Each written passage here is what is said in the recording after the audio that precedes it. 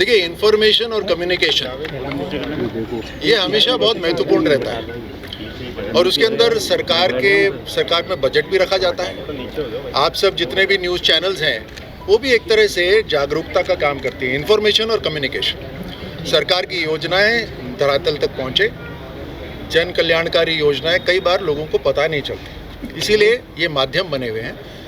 ये जो संगोष्ठी आज हुई है, प्रबुद्ध जन सम्मेलन हुआ है, ये भी उसी श्रृंखला में एक कदम है जहां राजस्थान सरकार और केंद्र सरकार का जो बजट जो अभी करा है उसकी जो प्रमुख उपलब्धियां हैं वो यहाँ बैठे हमारे जो बुद्धिजीवी हैं, जो कार्यकर्ता हैं, वो समझें। आपके माध्यम से मैं सभी जो आपके देखने वाले सुनने वाले हैं उन्हें कहना चाहता हूँ कि राजस्थान के अंदर हमने न केवल पहले ही वर्ष में ऐसा बजट हमने लिया जिसके अंदर आमतौर से विपक्ष ये कह रही थी कि साहब ये ऐसा बजट तो तब होता है जब चुनाव नज़दीक होता है, यानी बजट के अंदर उनको कोई कमी नहीं लग रही थी, लेकिन इस बात की मिर्ची जरूर थी कि ये तो बहुत ही पॉपुलिस्ट बजट हो गया है।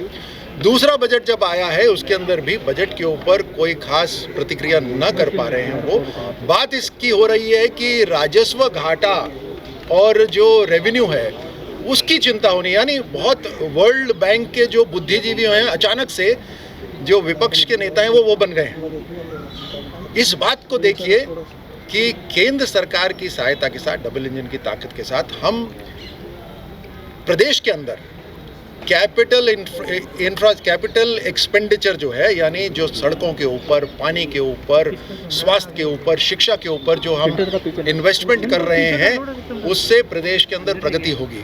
और मैं हमारे ट्रांसपोर्टेशन मंत्री जो केंद्र के हैं, गडकरी जी, उनकी बात यहाँ कहता हूँ कि उन्होंने कहा था कि जब वो 100 रुपये कहीं पे लगाते हैं सड़कों के निर्माण के लिए तो वहाँ 300 रुपये का जो अर्थव्यवस्था है वो अपने आप डेवलप हो जाती है। यानी जिस भी क्षेत्र के अंदर इंफ्रास्ट्रक्चर या कैपिटल इन्वेस्टमेंट होता है, जहाँ ये सड़कें, पानी, शिक्षा, स्वास्थ्य बेहतर होती हैं, वहाँ अर्थव्यवस्था अपने आप 3 गुना बेहतर हो जाती है।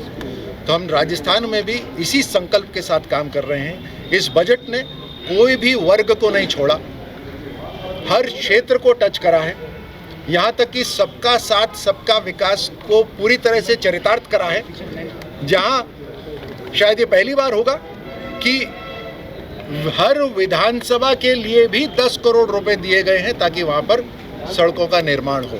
कोई भेदभाव नहीं है। तो हर क्षेत्र को, हर सेक्टर को आगे बढ़ाते हुए इस बजट के अंदर काम हुआ है। हमने युवाओं के लिए खास तौर से कहा है कि तकरीबन 60,000 नियुक्तियां दे चुके हैं। हम तकरीबन 1.25 लाख नौकरियां सरकारी इस बजट में हमने घोषणा करी है। हमने तकरीबन 1.5 लाख नौकरियां, हमने प्राइवेट नौकरियां जो हम जिस तरह से इंडस्ट्रीज़ को लेकर आ रहे हैं वो भी हमने संकल्प लिया है। उसी तरह हमने जो किसान सम्मान निधि थी उसको बढ़ा दिया है और हर तरह से किसानों के पास पानी उपलब्ध हो उसके ऊपर भी काम हो रहा है। 100 किसान ऐसे हम चुनेंगे जिनको हम इजराइल भेजेंगे, जो नई तकनीक सीख कर आएंगे कृषि के क्षेत्र में। हम 5,000 किसानों को हम पूरे देश के अंदर भेजेंगे जहां नई तकनीक सीखेंगे। तो हर तरह से युवा हो, किसान हो, महिला हो, हमने 20 लाख महिलाओं को अब शामिल कर लिया है लखपति दीदी के प्रोग्राम के अंदर। सेल्फ हेल्प ग्रुप के अंदर काम हो रहा है।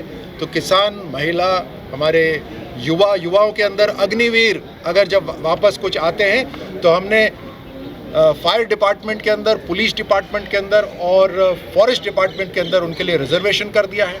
तो हर तरह से हर क्षेत्र को आगे बढ़ाने के लिए ये बजट है, क्योंकि हमारा संकल्प है कि राजस्थान की जिस ऊंचाई तक राजस्थान होना चाहिए, राजस्थान उस ऊंचाई तक पहुँचे।